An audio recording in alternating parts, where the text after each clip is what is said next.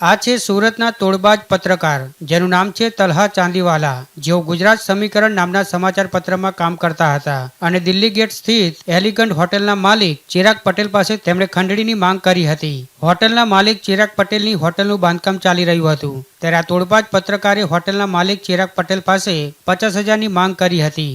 જે બાદ દિલ્હી ગેટ સ્થિત એલિગન્ટ હોટેલના માલિક આ તોડબાજ પત્રકાર સામે મહિધરપુરા પોલીસ સ્ટેશનમાં ફરિયાદ દાખલ કરી હતી. ત્યારે આખરે પોલીસે ફરિયાદના આધારે આ તોડબાજ પત્રકાર તલહા ચાંદીવાલાની ધરપકડ કરી છે. પોલીસના જણાવ્યા અનુસાર આ તોડબાજ પત્રકાર તલહા ચાંદીવાલાએ હોટેલના માલિક પાસે 50,000ની માંગ કરી હતી અને અંતે 12,000 રૂપિયાનો તોડ કર્યો હતો.